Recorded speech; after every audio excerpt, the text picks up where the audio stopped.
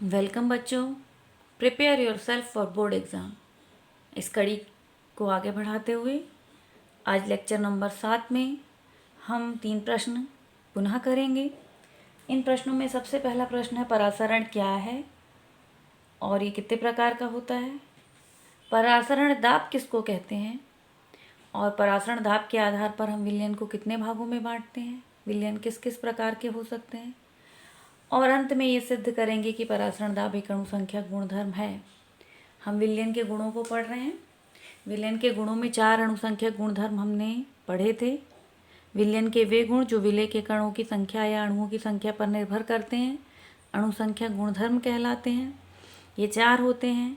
पहला था वाष्पदाब में आपेक्षिक अवनमन, तो वो मैं आपको समझा चुकी हूँ। दूसरा था क्वथनांक में उन्नयन, वो भी हम कर चुके हैं। हिमांक में अवनमन तीसरा था, वो भी हम कर चुके हैं। और चौथा है ये परासरण दाब। इन चारों अणुसंख्यक गुणधर्मों में हमें करना था ये क्या होते हैं, ये कैसे ज्ञात किए जाते हैं और इनकी सहायता से हम आवासशील विलय के अणुभार मतलब एमबी की गणना कैसे करते हैं। तो वाष्पदाब में आपेक्षिक अवनमन से भी एमबी की गणना का वीडियो है। क्वथनांक में उन्नयन की सहायता से भी आवासशील विलय के अणुभार की गणना का वीडियो है। और हिमांक में अवनमन से भी एमबी की गणना हम कर चुके हैं। आज हम देखेंगे परासरण दाब से। इसमें महत्वपूर्ण प्रश्न रहेगा, सिद्ध करो कि परासरण दाब एक अणुसंख्यक गुणधर्म है, या परासरण दाब की सहायता से आवासशील विलय के अणुभार की गणना हम कैसे करेंगे। तो एमबी की गणना भी इससे आज हम सीखेंगे। तो सबसे पहले देखते हैं परासरण क्या होता है। परासरण क्या होता है, तो आपने देखा होगा कि जब हम राजमा, काबुली चने या अपने हाथों को ही अधिक देर पानी में रख लें तो हाथों की जो उंगलियां हैं ये फूल जाती हैं, इनमें लकीरें दिखने लगती हैं। राजमा को भिगो दिया जाए तो कुछ देर में फूल कर वो मोटे हो जाते हैं, कुछ देर में फूल कर वो क्या हो जाते हैं, मोटे हो जाते हैं। तो जितने भी जीवित जीव, पेड़ पौधे या जीव जंतु हैं, उन सभी में एक बाह्य झिल्ली पाई जाती है। ये झिल्ली कहलाती है अर्धपारगम्य झिल्ली, सेमी परमिएबल मेम्ब्रेन। कौन सी झिल्ली? अर्धपारगम्य झिल्ली। प्राकृतिक रूप से ये झिल्ली सभी जीव जंतुओं और पदार्थों की बाह्य सतह पर होती है। प्याज की झिल्ली भी अर्धपारगम्य है। और कृत्रिम रूप से इसे कॉपर फेरोसाइनाइड से बनाया जाता है। सेल्यूलोज एसीटेट से भी इसे बनाया जाता है। कृत्रिम रूप से ये किसकी बनी होती है? कॉपर फेरोसाइनाइड, Cu2 ब्रैकेट में FeCN6। ये एक जटिल यौगिक है। तो परासरण वह क्रिया है जिसके लिए हमें एक झिल्ली की आवश्यकता होती है। इस झिल्ली को हम कहते हैं अर्धपारगम्य झिल्ली। ये झिल्ली सभी जीवित जीव जंतुओं में पाई जाती है। हमारी स्किन की भी जो बाह्य झिल्ली है ये अर्धपारगम्य झिल्ली होती है। इस झिल्ली की यह विशेषता होती है कि इसमें से केवल विलायक के कण गमन कर सकते हैं। विलेय के कण, जैसे पानी और नमक का घोल है तो केवल पानी के कण इसमें से गुजर सकेंगे, नमक के कण इससे गुजर नहीं सकते, विलेय के कण इसमें से गुजर नहीं सकते। प्राकृतिक रूप से ये झिल्ली हर जीवित जीव जंतुओं में पाई जाती है। कृत्रिम रूप से यह झिल्ली कॉपर फेरोसाइनाइड की बनी होती है। कॉपर फेरोसाइनाइड की जो झिल्ली है वो किसका काम करती है? अर्धपारगम्य झिल्ली का काम करती है, कॉपर फेरोसाइनाइड। ये बात ध्यान रखिएगा। इस झिल्ली में से केवल किसके कण गमन करते हैं? विलायक के कण गमन करते हैं, विलेय के कण गमन नहीं करते। तो परासरण होता क्या है, ये तो हमें पता चला कि परासरण के लिए क्या ज़रूरी है। तो परासरण के लिए एक झिल्ली की आवश्यकता है, जिसे कौन सी झिल्ली कहते हैं? अर्धपारगम्य झिल्ली। इसका जो इंग्लिश में इसको कहा जाता है सेमी परमिएबल मेम्ब्रेन, SPM। प्राकृतिक रूप से ये सभी जीवित जीव जंतुओं और पेड़ पौधों में पाई जाती है। कृत्रिम रूप से यह कॉपर फेरोसाइनाइड की बनी होती है। अब ये परासरण होता क्या है? तो यदि हम दो अलग अलग सांद्रता मतलब एक जगह सांद्रता कम है, एक जगह सांद्रता अधिक है, तो एक जगह निम्न एक जगह उच्च सांद्रता वाले दो विलयनों को अर्धपारगम्य झिल्ली द्वारा पृथक करें। दो अलग अलग सांद्रता वाले विलयनों को हम किससे पृथक करें? अर्धपारगम्य झिल्ली द्वारा पृथक करें। तो कम सांद्रता से केवल किसके कण? विलायक के कण किसकी ओर गमन करते हैं? उच्च सांद्रता की ओर गमन करते हैं। और तब तक गमन होता है जब तक दोनों में साम्य स्थापित ना हो जाए। तो अर्धपारगम्य झिल्ली द्वारा, यहाँ परिभाषा सुनिए, अर्धपारगम्य झिल्ली द्वारा विलायक के कणों का, क्योंकि केवल विलायक ही जा सकता है, अर्धपारगम्य झिल्ली द्वारा विलायक के कणों का कम सांद्रता से अधिक सांद्रता की ओर होने वाला गमन क्या कहलाता है? परासरण। सामान्यतः चीजें उच्च से निम्न की ओर जाती हैं। पानी उच्च हाइट से कहाँ की ओर जाएगा? निम्न हाइट की ओर। विद्युत उच्च से कहाँ, विभव से कहाँ की ओर जाएगी? निम्न की ओर। लेकिन परासरण में उल्टा होता है, केवल विलायक के कण पहली बात तो गमन करते हैं, दूसरी बात कहाँ से गमन करते हैं? निम्न सांद्रता से उच्च सांद्रता की। परिभाषा देखिए एक बार फिर सुनिए। परासरण में अर्धपारगम्य झिल्ली द्वारा विलायक के कणों का निम्न सांद्रता से उच्च सांद्रता की ओर होने वाला गमन क्या कहलाता है? परासरण। मतलब परासरण कभी भी अर्धपारगम्य झिल्ली के बिना संभव नहीं है। परासरण में केवल विलायक के कण गमन करते हैं, और गमन भी कहाँ से कहाँ की ओर?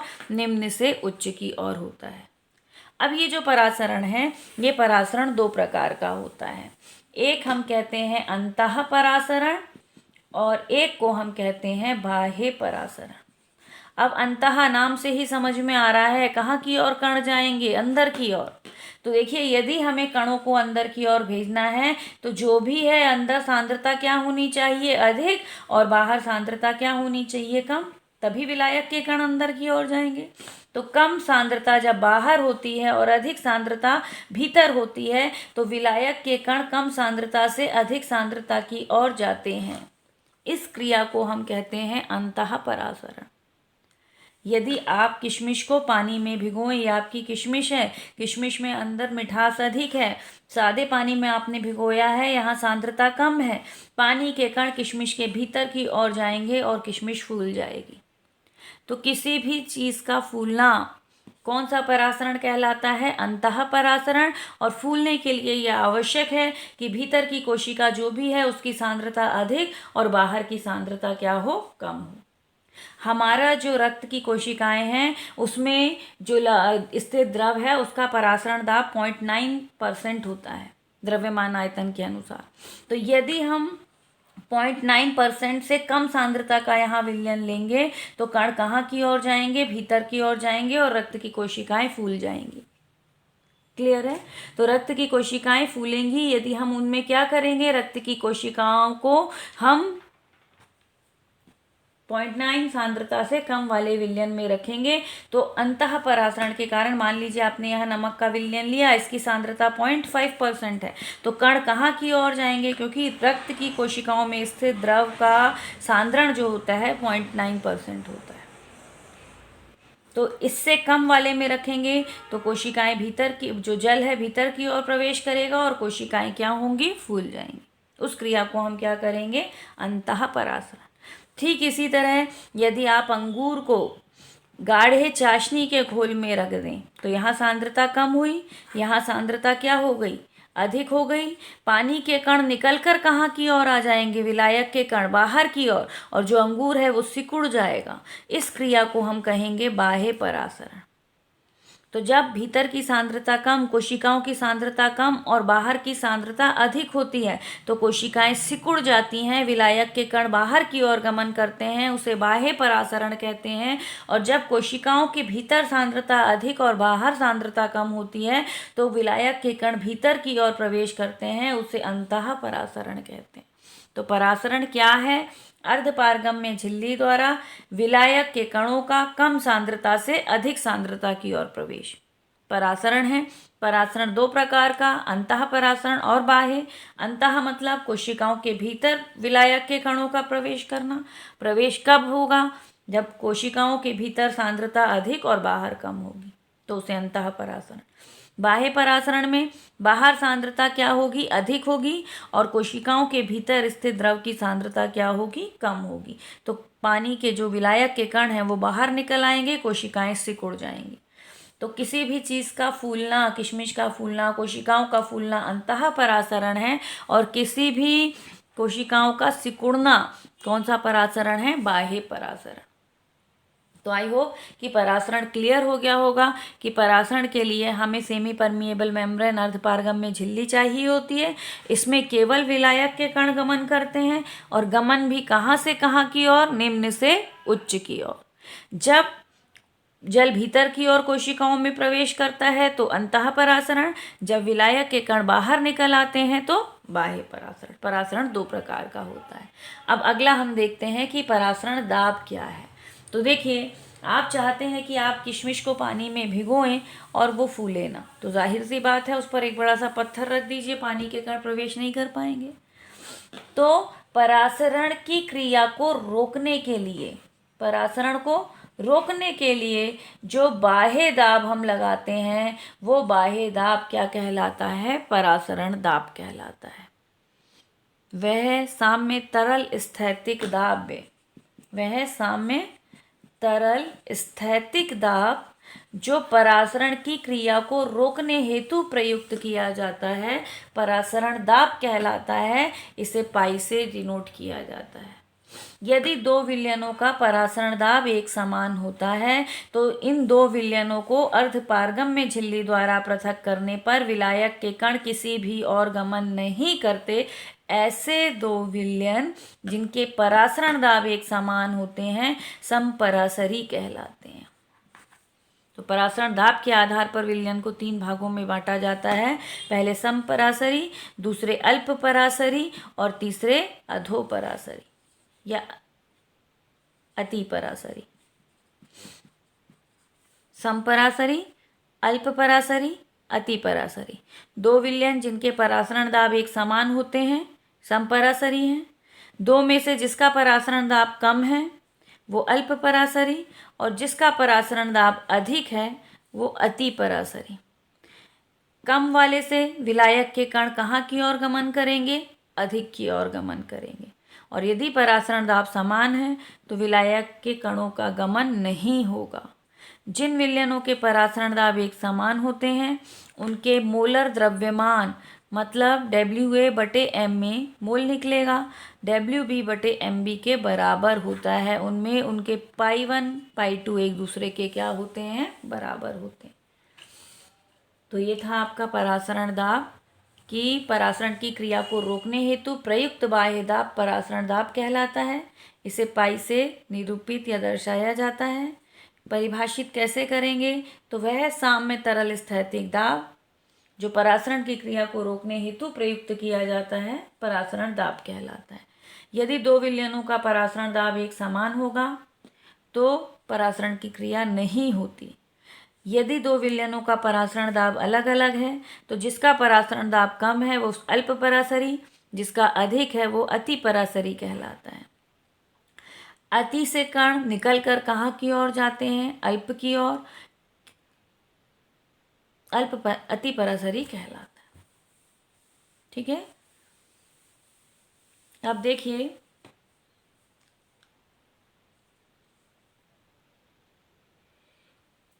एक प्रश्न आता है इसमें कि क्या होगा जब लाल रक्त कणिकाओं को किस में रखा जाएगा? निम्नलिखित विलयनों में। उसमें पहला विलयन है जल में, दूसरा विलयन है 1% सांद्रता का NaCl विलयन, तीसरा है 0.5 सांद्रता का NaCl विलयन, और चौथा है 0.9% सांद्रता का NaCl विलयन। तो इन चारों में रखने पर क्या होगा? तो इसमें सबसे पहली बात हमें याद रखनी है कि लाल रक्त कणिकाओं के अंदर जो द्रव रहता है उसकी सांद्रता 0.9% होती है।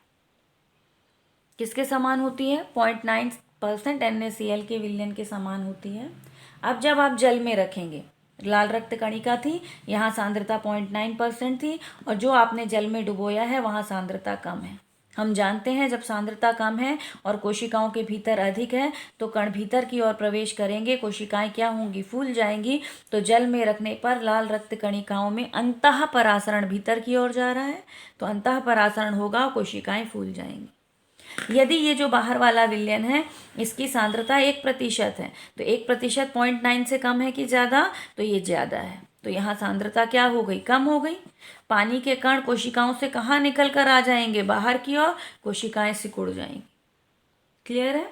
तो कोशिकाएं क्या हो जाएंगी, बाह्य परासरण के कारण सिकुड़ जाएंगी यदि हमने उसे 1% NaCl के विलयन में रखा है।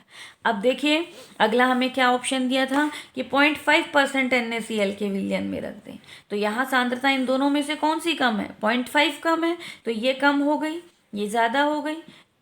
कम से कहाँ की ओर जाते हैं, ज़्यादा की ओर। कण कहाँ की ओर जाएंगे, भीतर की ओर। कोशिकाएं क्या होंगी, फूल जाएंगी। तो जल में रखने पर लाल रक्त कणिकाएं फूल जाएंगी, 0.5% NaCl में रखने पर कणिकाएं फूल जाएंगी, 1% में रखने पर सांद्रता ये अधिक है इसलिए सिकुड़ जाएंगी, और 0.9% विलयन में ही रखेंगे तो यदि दो विलयनों का मोलर सांद्रण एक समान है तो वो विलयन समपरासरी होंगे और कणों का प्रवाह किसी भी और नहीं होगा और वहाँ परासरण की क्रिया नहीं होगी, ना तो कोशिकाएं फूलेंगी और ना ही संकुचित होंगी। तो ये प्रश्न भी कई बार पूछा गया है कि लाल रक्त कणिकाओं को निम्नलिखित विलयनों में रखने पर क्या होगा, और ये आपको आंसर PDF में मिलेगा, है ना। अब हम अपना नेक्स्ट देखते हैं कि सिद्ध करो कि परासरण दाब एक अणुसंख्यक गुणधर्म है। परासरण दाब के लिए वॉन्ट-हाफ से संबंधित कि वॉन्ट-हाफ ने क्या क्या नियम दिए ये पूछ लिया जाए, तो इनसे संबंधित हम कुछ देखेंगे। सबसे पहली बात, परासरण दाब तनु विलयनों हेतु जब लगता है तो उसके लिए वॉन्ट-हाफ ने कुछ नियम दिए थे, बॉयल और चार्ल्स के नियमों के समान। तो पहला है बॉयल वॉन्ट-हाफ का नियम। बॉयल वॉन्ट-हाफ ने क्या कहा कि यदि हम ताप को स्थिर कर दें, स्थिर ताप पर किसी भी विलयन का परासरण दाब सांद्रता के समानुपाती होता है। फिर चार्ल्स वॉन्ट-हाफ ने क्या कहा, तो चार्ल्स के नियम को वॉन्ट-हाफ ने अध्ययन किया तनु विलयनों के लिए और ये देखा कि यदि सांद्रण को स्थिर कर दिया जाए, स्थिर सांद्रण पर परासरण दाब तापमान के समानुपाती होता है। मतलब परासरण दाब बढ़ेगा यदि आप तापमान बढ़ा रहे हैं। क्लियर है? क्योंकि परासरण की क्रिया बढ़ेगी तो परासरण दाब हमें बढ़ाना पड़ेगा। इन दोनों को मिलाया जाए तो हमें मिलेगा पाई समानुपाती Ct, समीकरण 1 और समीकरण 2 से। अब जब भी हम कहीं से समानुपाती हटाते हैं तो हमें बराबर और स्थिरांक रखना पड़ता है। यहाँ R एक स्थिरांक है जिसे गैस स्थिरांक कहते हैं, और विलयनों के लिए जब भी हम बात करते हैं इसका मान हम कितना रखते हैं, R बराबर 0.0821 लीटर पर एटीएम। R का मान 0.0821 लिया जाता है। अब देखिए सांद्रता, सांद्रता मतलब मोलों की संख्या बटे आयतन। तो इस समीकरण 2 से मान समीकरण, इसे समीकरण 4 मान लें, मान समीकरण 3 में रख दें तो पाई बराबर क्या मिल जाएगा, NB into R into T upon V। NB क्या है, विलेय के मोलों की संख्या। विलेय के मोलों की संख्या कैसे निकलेगी, तो विलेय का भार बटे विलेय का अणुभार, इससे विलेय के मोलों की संख्या निकलेगी। तो पाई बराबर क्या आ जाएगा, WB into R into T MB into V। इस समीकरण की सहायता से हमें विलेय का भार, अणुभार, तापमान और आयतन ज्ञात होने पर परासरण दाब की गणना की जा सकती है। अब देखिए, चूंकि यहाँ पर परासरण दाब मोलों की संख्या पर निर्भर कर रहा है, विलेय के मोलों की संख्या पर, अतः ये एक अणुसंख्यक गुणधर्म है। तो ये हमने सिद्ध कर दिया। यदि हमें इससे MB की गणना पूछी जाती है तो पूरा आप ये लिखेंगे पाई समानुपाती C, पाई समानुपाती T, पाई समानुपाती CT, समानुपाती हटाया, पाई बराबर RCT। C मतलब सांद्रता, मोलों की संख्या बटे आयतन, मोलों की संख्या बराबर पदार्थ का भार बटे अणुभार। तो जब हमें MB निकालना होगा तो MB यहाँ और पाई यहाँ। तो यदि हमें आता है कि परासरण दाब की सहायता से आवासशील विलेय के अणुभार की गणना कीजिए, तो सूत्र क्या आ जाएगा, MB बराबर WB into R into T pi into V।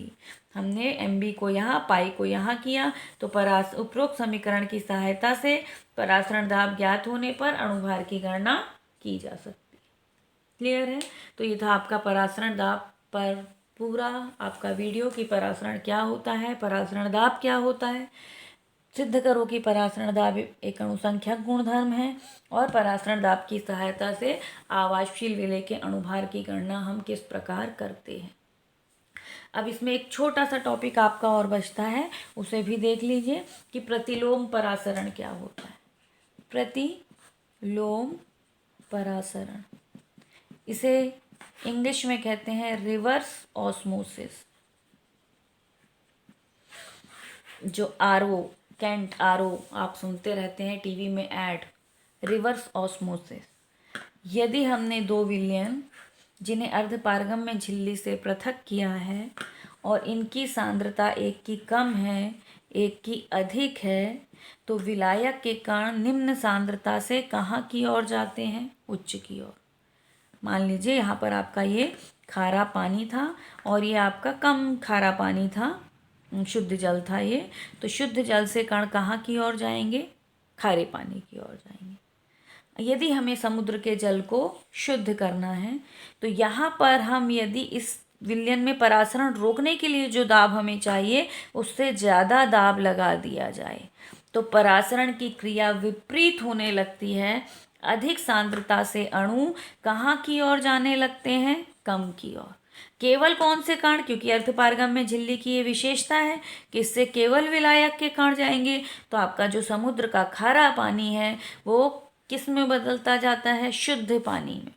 तो परासरण विलयन के परासरण दाब से अधिक दाब लगाकर परासरण की क्रिया को विपरीत करना कौन सा परासरण कहलाता है? प्रतिलोम परासरण, रिवर्स ऑस्मोसिस, RO टेक्निक। इसी से समुद्री जल को पेयजल में परिवर्तित किया जाता है। आई होप आपको ये समझ में आ गया होगा। ये सारी चीज़ें आपको नोट्स में PDF में उपलब्ध हो जाएंगी। तो PDF के लिंक में आपको ये पूरे प्रश्न मिलेंगे। आपको केवल इन्हें समझना है, वीडियो को अच्छे से देखना है और PDF का लिंक देखकर उसे याद करना है। और जब भी समय मिले उन्हें लिखकर देखना है। कोई भी एक प्रश्न दिन भर में आपको जो भी लगे उसे बिना देखे याद करने के पश्चात लिख कर देखिए। Okay students, thank you.